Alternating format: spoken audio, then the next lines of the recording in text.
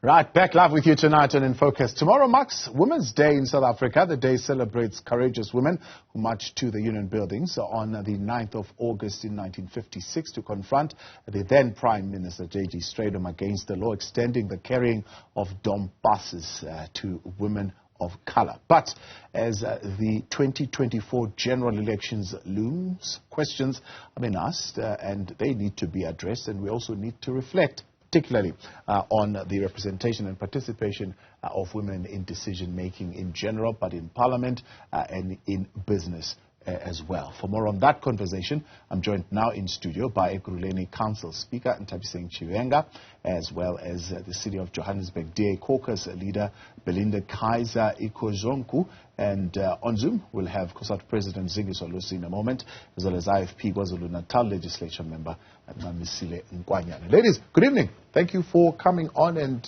happy Women's Day, happy Women's Month, as it were. Thank you so much, and thank you for having us here. Thanks so much, Tabo. Thanks for having us. So, South Africa has this thing of a 5-year electoral cycle, right? They say it makes for effective oversight, it makes for lawmaking to be facilitated, public participation, and so on, and so forth. But if we look at statistics, the last I checked, South Africa's statistics tell us that the population is made up of at least over 50%, if not 51.2% women. With that kind of context, if you look at our electoral system, do you think it is limiting the participation of women being elected into position, or it facilitates, right? We've got the PR system that is currently in place, which would mean that maybe even if as an individual you might not be popular, but your party might be popular, and your party will be able to make a decision to say, we'll have these people on our list of people who will make it to Parliament. Let's start with you, Nthabiseng. Yeah, well, with the party that I come from, the EFF, certainly it is a feminist organization. A feminist organization in the sense that, starting from our leadership, the politics, 50% of the leadership in the EFF are women. And it's not just women, it's women that are capable, it's women that are able to deal with community issues, it's women that are on the ground every day. And for your information, more than 50% of the 1,200 public reps of the EFF are female. So we have what we call in the EFF a zebra approach. Yeah. Zebra approach means that every time there's a male, a female has to follow. So in terms of that, the EFF allows equal participation of women in politics. Yeah, and if you come out of the EFF and you look at broader society, are we there yet? We are certainly not there yet. We will look at the economics of it, which drives everything. The economics of it are saying that the face of this country is a white male, because the white male is at the top of the hierarchy, benefits from everything. The system allows them to be able to benefit from most of the thing.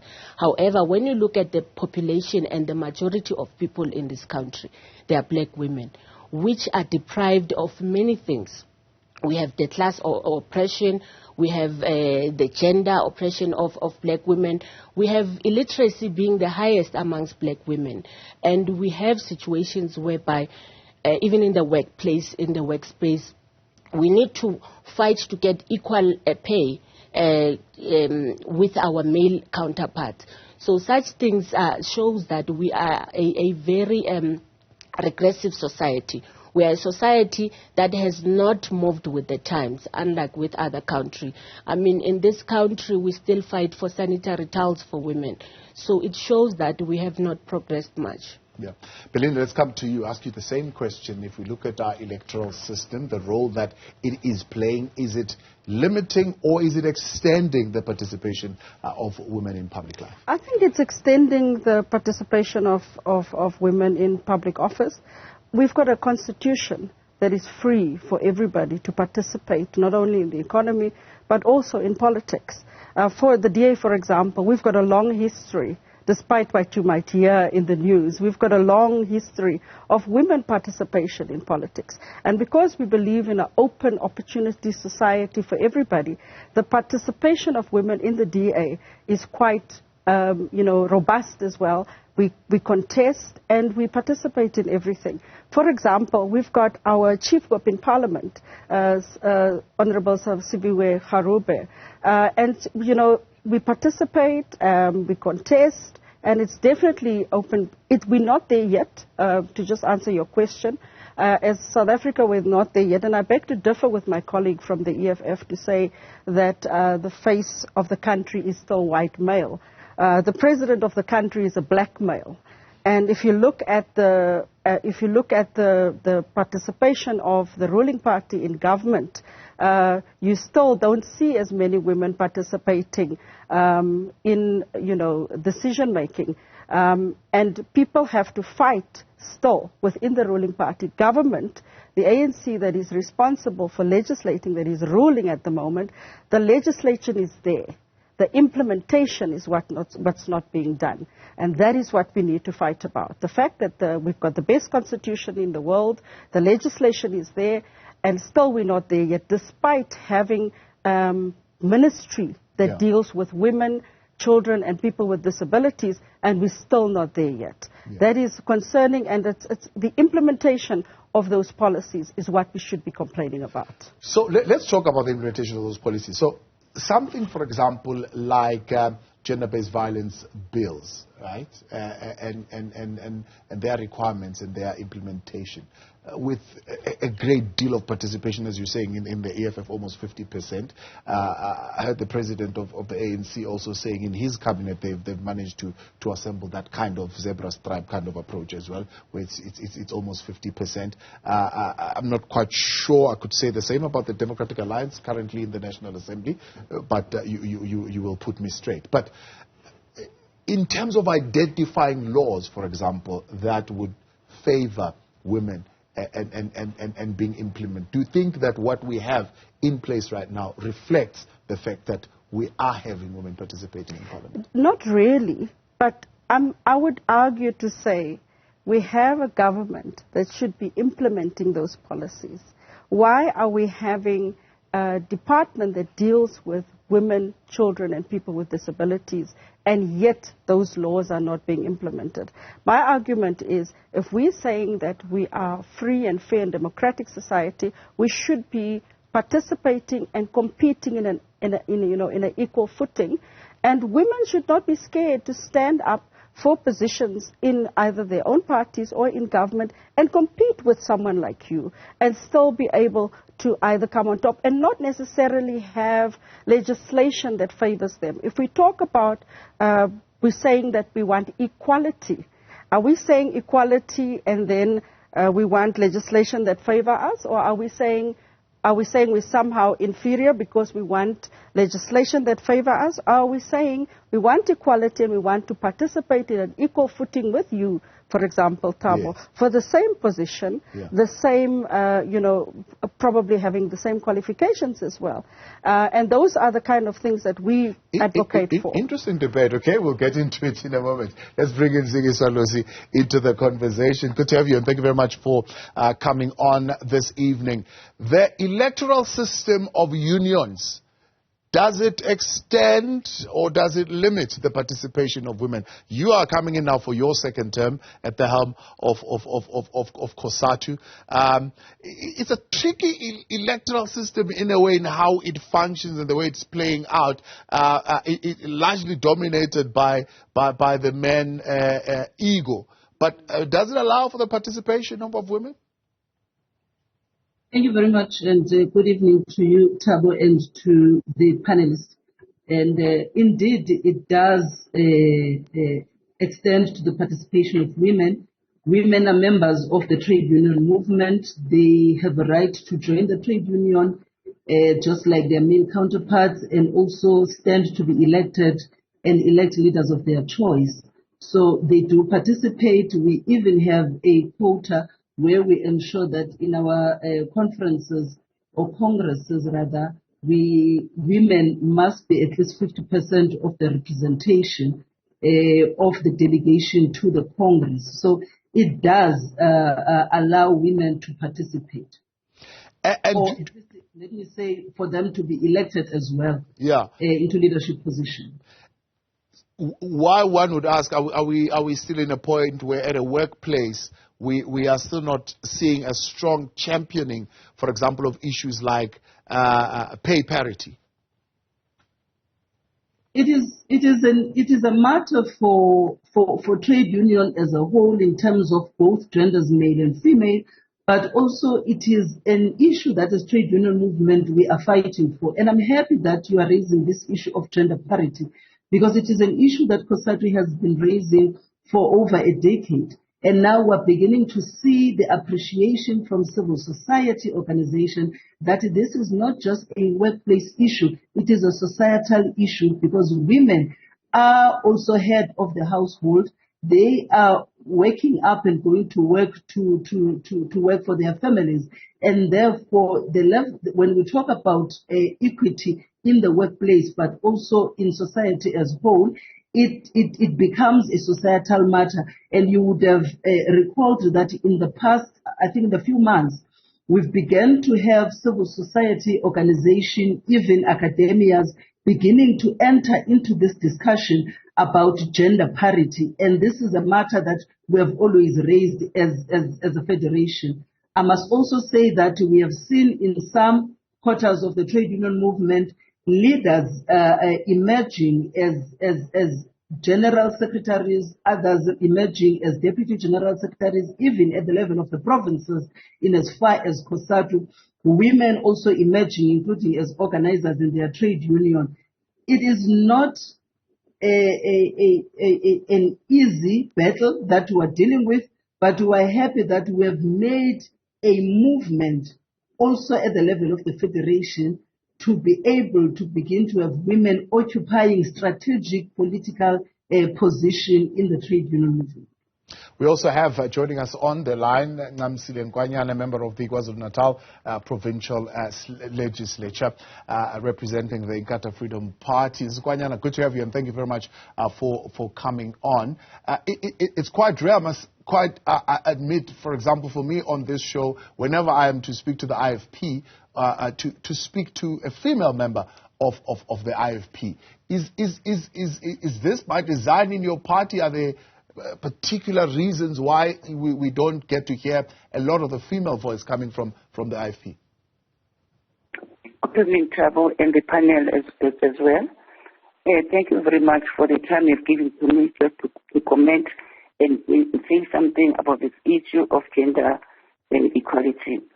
Thabo, as an IFP, we are very much concerned about the female issues and everything that is supposed to be done in our societies as well.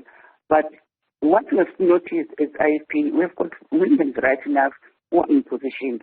We're very much happy about it. We still tend to get 50-50 as the government has been saying, but we're not reached the point as well. But when it comes to gender-based violence in IFP, we are very much against gender-based violence. We urge law enforcement agencies and justice system just to ensure that any involved in the kidnapping and killing of women and children is very severely punished. Yeah, but does the system? I wanted to talk more about the system of electing, for example, within the party, right?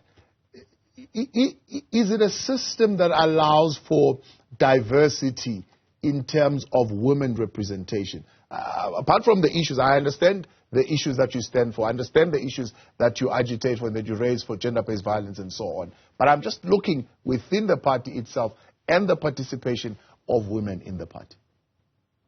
Yes, we've got women in our party, and yes, they are in high positions. As it is now, we have been coming to Women's Parliament today, and we have seen women, especially in our party, participating very well on issues that are tabled today in the Women's Parliament. We have got women, they are very active and they're very active in doing some things that is supposed to be done by women in their positions as well. We are very much happy about what we've achieved in IFP. We have achieved a lot when it comes to women in our party. All right, great stuff. That is Ncamisile Nkwanyana that joined us.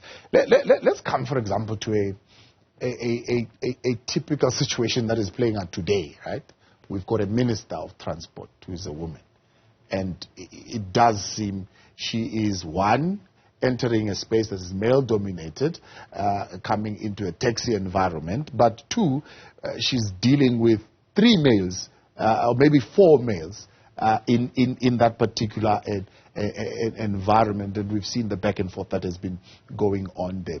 Do you think women in positions of authority in politics are taken seriously? I would like to believe that. I mean, for example, I'm the Speaker of Council. I'm the presiding officer of a council that has 224 councillors. I make a determination whether the council is going to sit or not. We make a determination of what is going to be in the council agenda by chairing the programming committee. So we sit also on the rules committee that determines the rules of that council. So the rules that are made to govern the council are very clear on what the responsibilities and the powers of the presiding officers are. These powers are not delegated. They are powers that are enshrined on the presiding officer by the Municipal Systems Act. So I believe wholeheartedly that in the position that I am as the Speaker of the city of Ekurhuleni, I have that authority to be taken seriously and execute matters. Do you think people, when you make decisions, for example, when you make rulings, do they look at you and say you are acting independently as you, or do they question where these rulings are coming from? The politics will always be there, but what is important is impartiality. It's also independence of a presiding officer, so that you also give the people that you're presiding over that confidence that you are not there for your political party, but you are there for them. I mean, I've resisted so much this culture of throwing out public representatives. Yes. I have had a lot of trouble. But you look at it from a perspective that, for example, a PR councillor is elected by over 4,000 people. So when you eject that person, it means you are ejecting that person and whoever they are representing.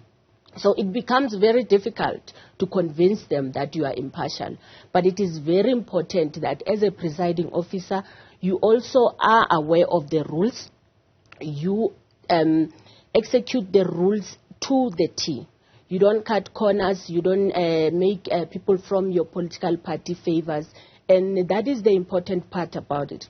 The only confidence that people will gain from you as a person and take you seriously as a person is the impartiality and independence of, obviously, yourself, not only on how you treat them as members of different political parties, but also as public representatives that have a right to be there, that are democratically elected to be there. Yeah, I want to take a break and then we'll get Belinda as well as Zingiswa to weigh in, as well as Ncamisile on that very same topic, on how serious are decisions made by women in position being taken in the various spaces in which they govern. You can weigh in also tonight on the conversation, 072-110-5584. Otherwise, you can tweet us tonight at Newzroom 405. With us, Cosatu President Zingiswa, Losi IFP KwaZulu-Natal legislature member Ncamisile Nkwanyana, Ekurhuleni Council Speaker Nthabiseng Tshivhenga, and the City of Johannesburg DA Caucus leader Belinda Kayser-Echeozonjoku. I'll get your surname right at some point. I think you do it deliberately for us to get tongue-tied.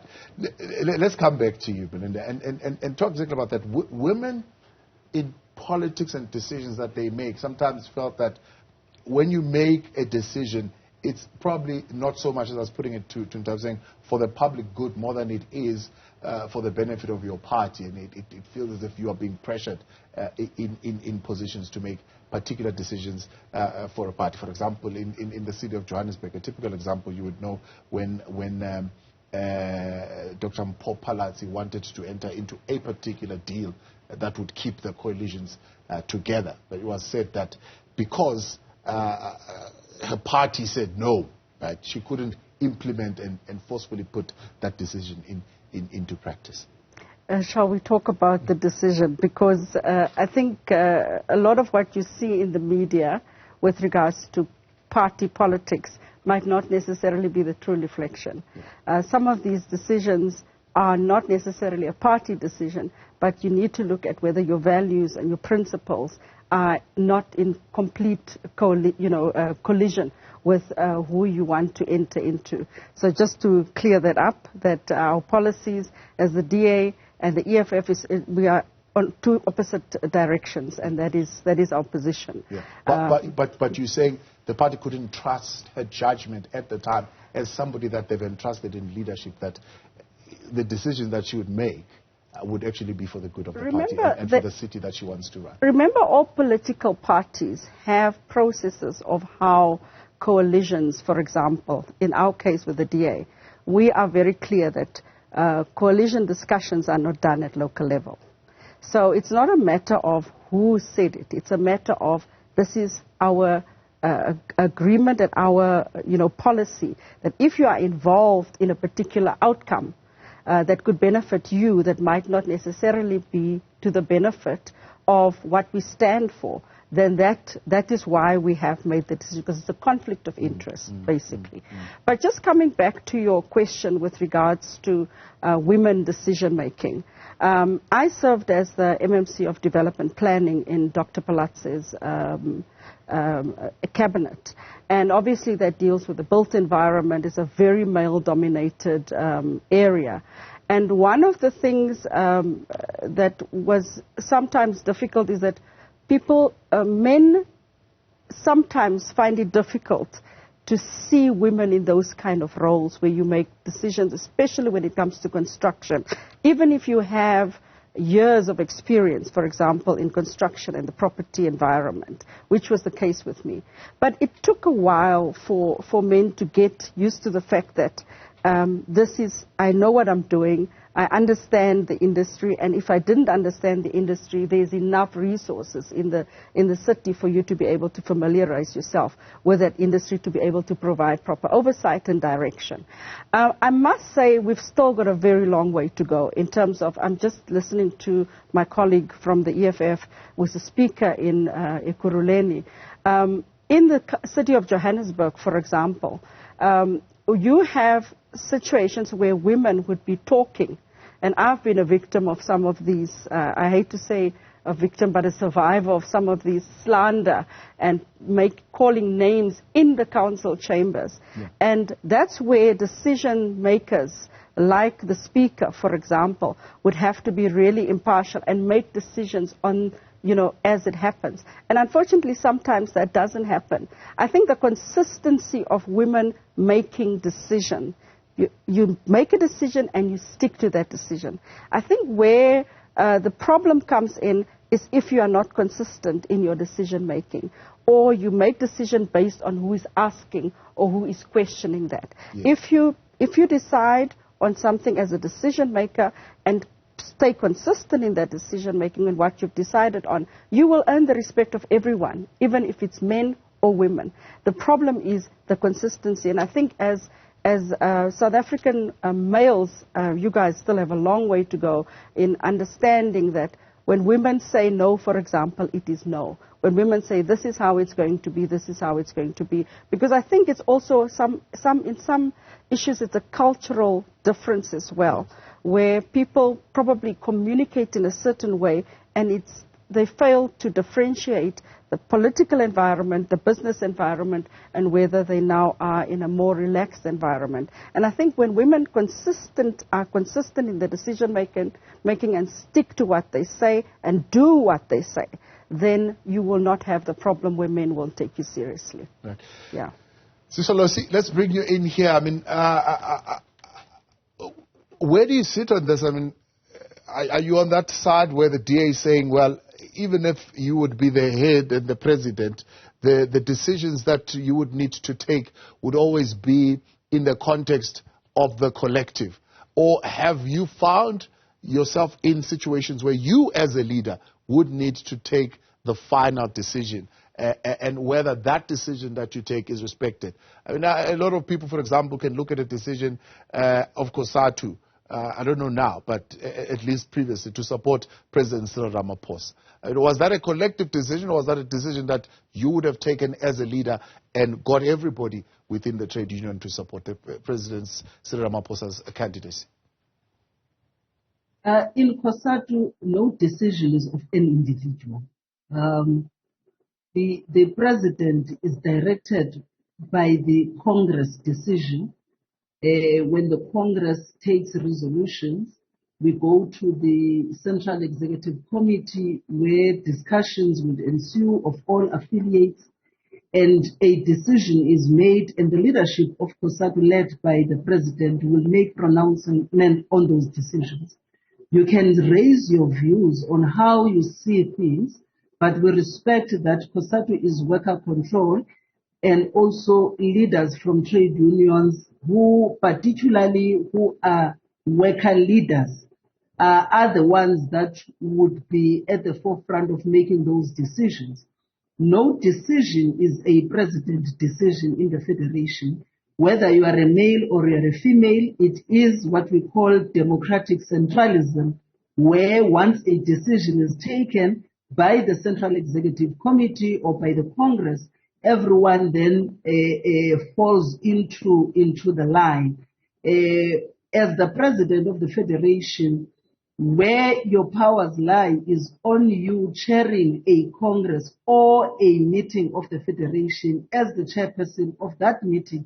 And of course, your impartiality becomes important, and also that how you chair a meeting must be in a principled manner that unites the federation, but unites the federation not on a factional lines, but unites the federation on a principled position of the federation. So for us, in how we arrive at a decision, there is no ultimatum that is made by a president of the federation, but it is a decision of the Central Executive Committee, and where the president leads in terms of articulating those positions.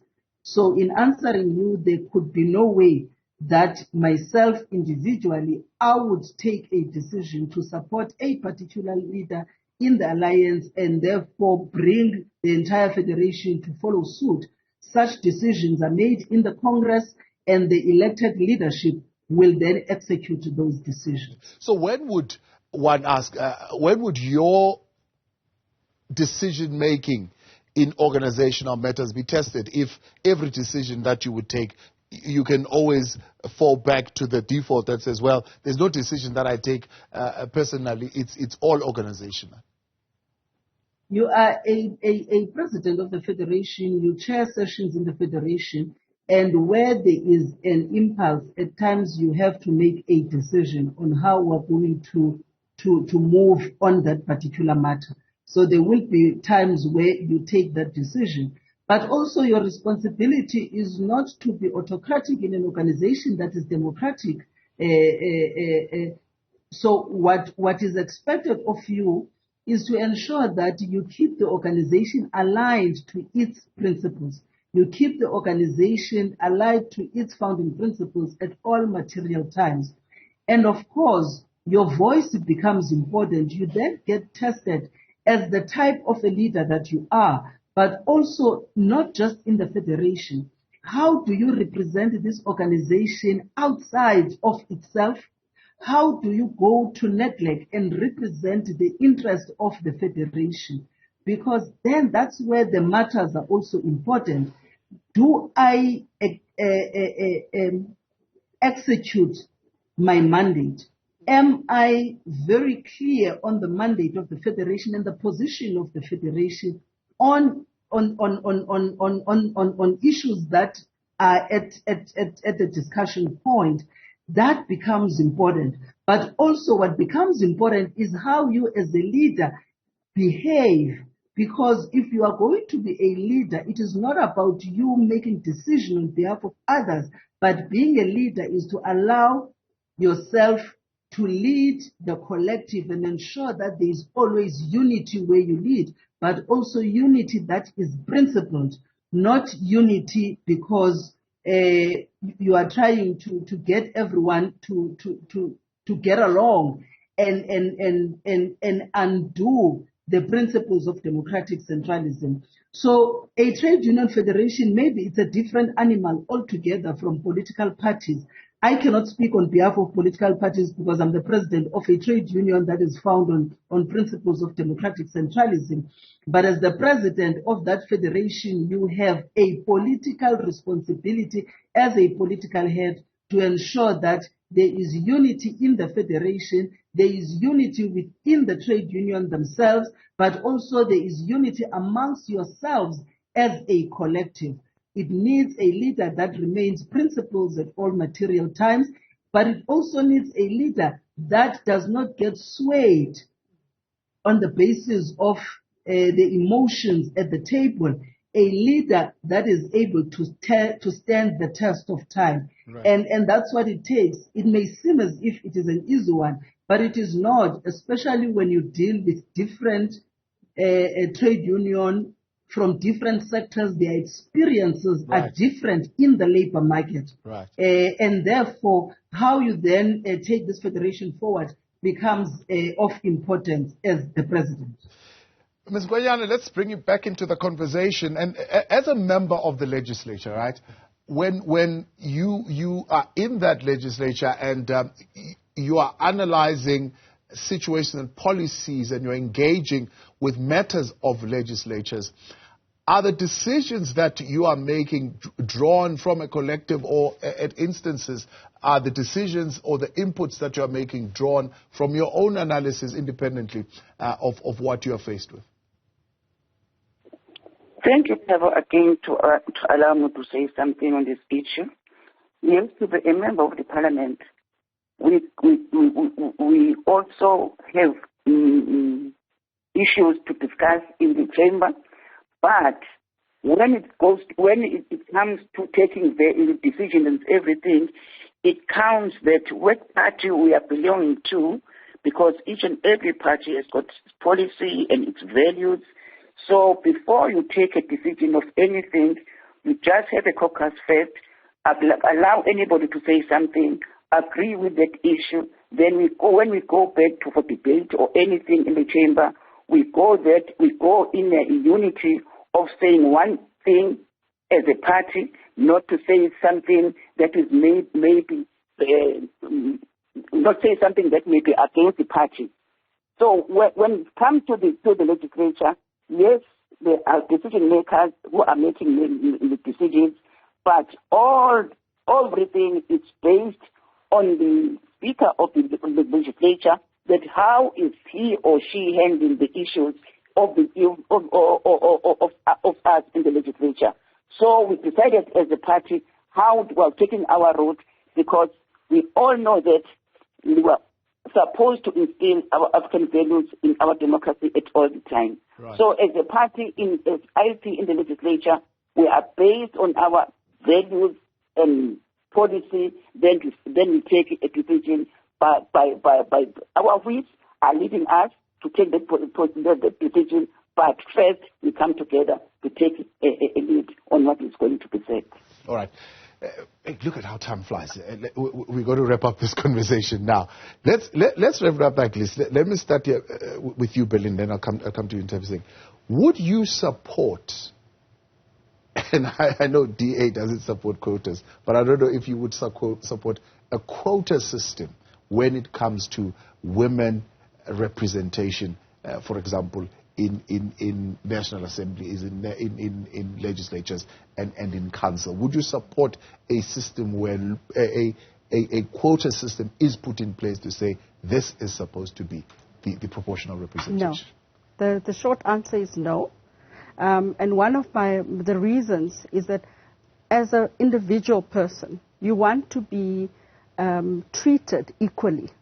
And if you say you want to be treated equally and you're looking for a quota system, then it means you want preferential treatment on a particular issue, for example, which means a preferential treatment on a job or whatever the case may be.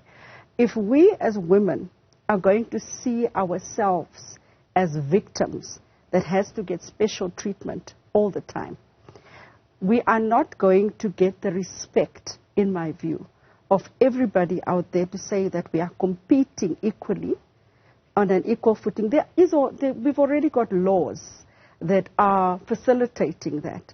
So why do we want specific quotas for a particular, to get a head start in a particular thing? We've been in democracy since 1994 now. And there's been laws that has been rehashed that, and in particular, I don't believe in the quota system because if I just look at myself as a colored woman, I feel that we're still being disadvantaged, for example. And now with the quota system of the Amendment Employment Equity Bill, we're still being further disadvantaged. Where are you going to draw the line in saying, as women, we must see ourselves as equals? If we want to be seen as equals, we must compete equally with men. And because our brains are not any smaller than men. If we go to the same university, we study the same, we go to the same high schools, or whatever the case may be, then we can compete with men. I can tell you in the DA, for example, we don't believe in quotas, obviously, as you know. And I compete, for example, for positions.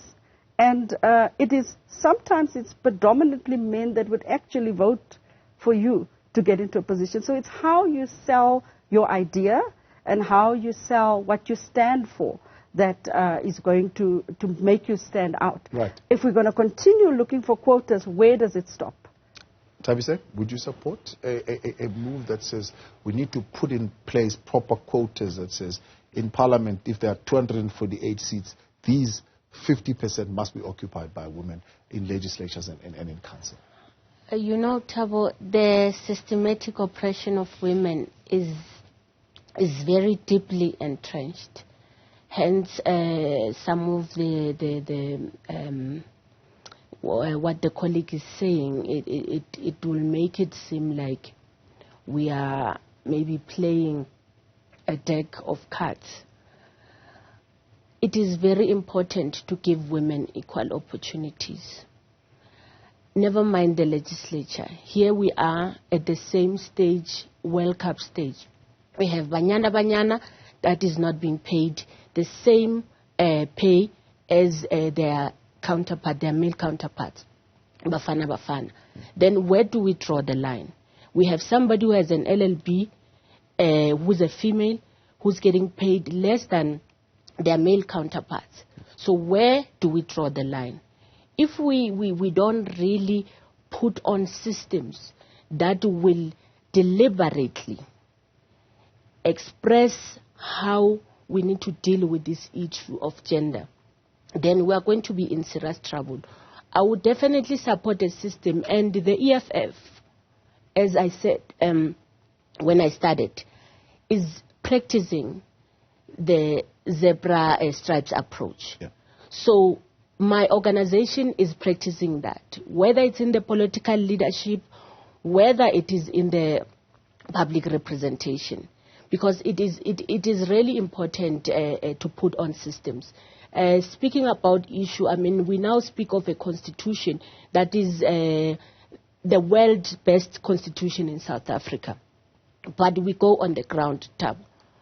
We are there every day.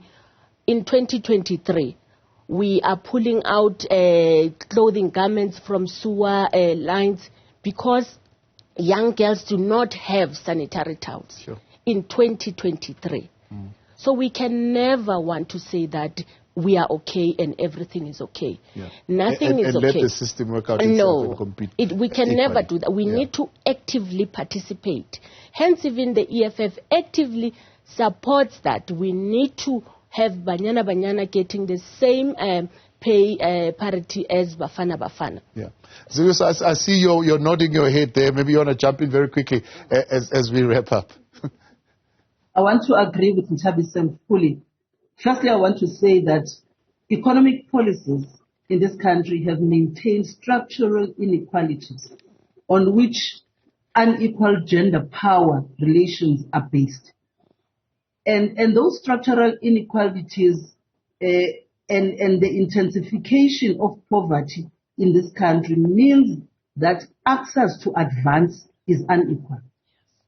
So who are sitting at the bottom of the ladder are women. Now, if you are not going to bring in a quota, it means then you are not going to address equity. Because equity, it means that you are all given equal opportunity. Now, and therefore, how can women compete with people that have always been in advance? In a race, I can tell you, women will always be disqualified if we are going to allow men who have started earlier than women on the race and expect that women will catch up because they would have the stamina to do so. I strongly agree that we need to have equity and we need to have quotas so that we are able to say to women, and men must be the champion of that struggle. They must be able to say that we have been the beneficiaries through those economic policies, but also through patriarchy in our country, and therefore for women to be able to advance forward as male counterparts, we need to give them an opportunity to do so. As a result, how are you going to implement that is when you have that gender code so that women are given, and we're not saying that you just go in and take women and say because your gender, when we look at you, you're a woman, therefore you're going to represent. We understand that there are also cultural issues that we need to deal with in order for us to be able to ensure that we equip women to be ready. But it does not necessarily mean that women are not ready. Currently in your panel, you have it's all a women panel, 4 powerful women that are having this discussion. It is not only us, there are others also that are in business. And we are saying there are also others that are black industrialists. Yeah. If you would have attended the Black Industrialist Summit, you would have seen black business women that are emerging in the economy. If they are not given an opportunity and a start up and be given that preferential treatment, it means therefore they would always be catching up with their male counterparts, that the system was designed such that male are always ahead of women. So I agree with Nthabiseng, I agree with your question. We really need to have a parity in order for us to give women an opportunity. Let's leave it there. Appreciate you. Thank you very much for coming on and being a part of our conversation tonight. Cosatu President Zingiswa, Losi, IFP KwaZulu-Natal Legislature Member Ncamisile, Nkwanyana, Ekurhuleni Council Speaker Nthabiseng Tshivhenga, and City of Johannesburg DA Caucus Leader Belinda Kayser-Echeozonjoku. Let's leave it there. And when we return, we take a look at what's been making news tonight here on the channel. Stay with us.